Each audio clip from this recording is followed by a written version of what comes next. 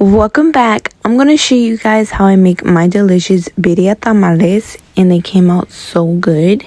For the ingredients, we're going to need 4 tomatoes, 8 garlic cloves, 1 medium onion, and a small piece of ginger.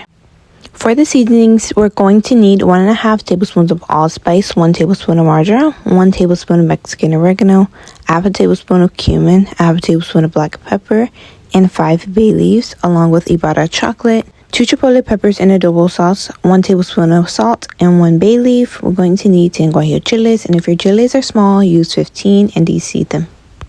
To my pan over medium heat, I'm going to add in 3 tablespoons of olive oil, and I'm going to add in my tomatoes, my onion, and my garlic, and I'm just going to let this roast and get a nice color to it. And once it's been cooking for about 2 minutes, I'm just going to flip it around, and afterwards it is done. I'm going to transfer it into my glass bowl, and I'm going to set that to the side. We're going to need 2 pounds of roast beef, and I usually get mine from Costco's or Sam's. In a pot of water, I'm going to add my guajillo chiles. Once the guajillo chiles are in the water, I'm just going to add everything into the blender: the tomatoes, onions, garlic, the chipotle peppers, the seasoning. I'm also going to add in 2 packets of instant coffee, 1/4 cup of white vinegar, the chiles, and I'm going to pour over 1.5 cups of water. While I blend that, I'm going to add my meat into my Instant Pot, and I'm going to add over my salt and my 1 bay leaf. I'm just going to mix this together. I'm going to add my chili sauce into my meat, and make sure you guys save 1 cup for the masa. Now I'm just going to rinse my blender out and pour the water over the meat. I'm going to give this a nice stir and add 5.5 cups of water, and I'm going to set this to cook for 1 hour on pressure cook. You want to cook your meat for 2 hours, and make sure you chop your meat small so that it's less cooking time. And I also added in 5 tablespoons of chicken bouillon. Here I'm just soaking my corn husk in hot water for about an hour. Now that the meat is done, I'm going to transfer it into my glass bowl, and I'm going to shred my beef. Once I have shredded all of my beef, I'm going to pour over some of the consomme and keep the meat hydrated and moist.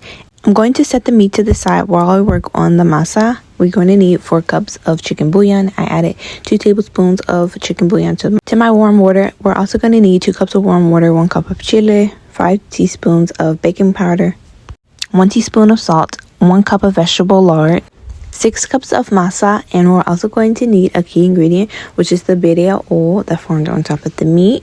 And this is the masa that I use. Into my large bowl, I'm going to add my vegetable shortening, and I'm just going to squeeze it in between my fingers. We want our shortening to be glossy and very shiny. So I'm just going to mix this really good. And as you see, I'm throwing it across the bowl, and I'm just going to whip it. Once it's nice and glossy like this, I'm going to add in my baking powder and my salt, and I'm going to mix this really well until it's incorporated. Next, I'm going to add in my masa. I'm going to add it in at a time. As you can see, I'm just going to mix it up, and I'm going to add all of my 2 cups of warm water. I'm going to add the remaining masa, and I'm going to add my chicken broth, and I'm going to mix this really well. Now I'm going to add in my chili sauce, and you want to make sure your masa is well seasoned. You want to make sure you don't add too much salt to your masa, because the chicken bouillon, the meat, and those have sodium in it. Ended up not using all 4 cups of the chicken broth. I ended up having a remainder of 1 cup left. Next, I'm going to add in my birria chili oil, and I'm going to mix this in really well. And you want to really mix the air into your masa just like this. And you want to mix your masa for about 30 minutes. You just want to make sure that your masa is hydrated, and as you can see, mine is hydrated. And now that I'm done, I'm just going to clean up the sides, and look how smooth and fluffy my masa looks. Now that I have everything, I have my masa, my tamale meat, my cheese, and I'm just going to get my corn husk that has been soaking and that I dried off, and I'm going to add the masa to my corn husk.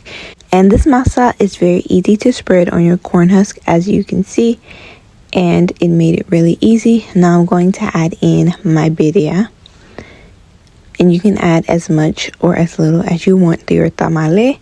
I'm going to add in my cheese. I used Mexican melting cheese, or you guys can use Oaxaca queso. And this is how my tamale looked. I rolled them up, and now I'm just going to do another one. I'm drying the water off of my corn husk, and now I'm just going to spread my masa evenly on my corn husk, as you can see here. And I like to do it with a spoon, or you guys can do it however you like to do it, or whatever is easier for you, like a spatula. Now I'm just going to add in my birria meat, and I'm going to add in my queso. And I'm just going to fold over like this, and I'm going to make sure it's tight, and I'm going to fold this part over and close it like this, and you have yourself a delicious tamale. And here I'm just speeding it up for you guys to see, so that it can be a little faster. I'm going to add my masa, my birria meat, and my cheese. And if your corn husk is like this and it's small and you can't close it, you're going to get another piece. You want to spread over your masa, and you're going to fold over the sides, and you're going to close it really tightly, and now you have a tamale. And that's how you solve the problem. Now I'm just going to do it in super speed to show you guys how I do the rest. I made about 33 tamales with the masa, and I had a little meat left over.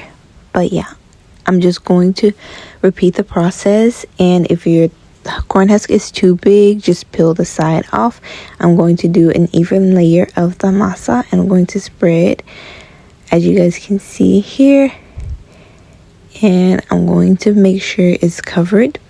Now I'm going to add my meat, my cheese, and I'm going to close it up tightly. And I have my little cute tamale. Now I'm just going to repeat the process again. And as you guys can see, I was almost done rolling out my tamales. It took some time to roll out, but yeah, I did them by myself.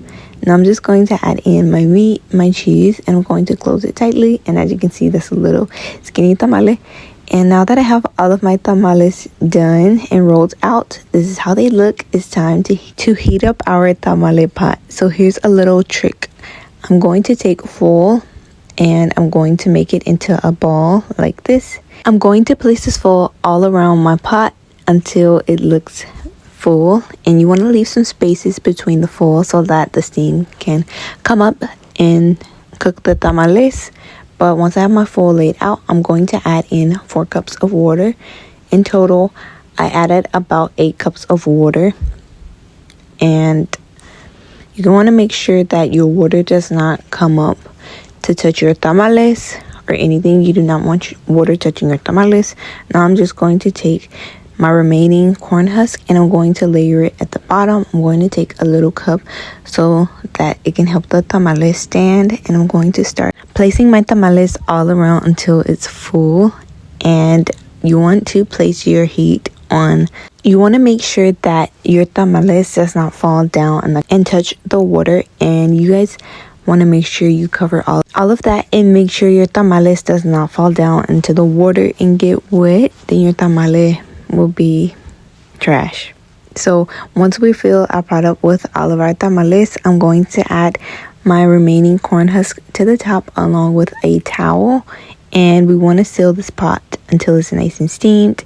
And we steamed our tamales for about 2 hours, or until it pulls away from the corn husk. And I cooked mine on low to medium. Make sure you guys do not burn your tamales, because they will burn and they will give your tamales a nasty flavor. So cook them low and slow, and after it's done, you want to wait 10 to 15 minutes to unwrap them. And here is my delicious tamales. It was super moist and delicious, and you guys can see the video oil from the tamale on my hand, which is really good. That means that your tamale is moist. Here's a little close-up on the tamale, and you can see that it isn't dry, it is moist. Now I'm just going to plate my tamales, and I'm going to add the birria consomme that we made, and I'm just going to garnish with cilantro and onions. And this is how my delicious birria tamales came out. They were super flavorful.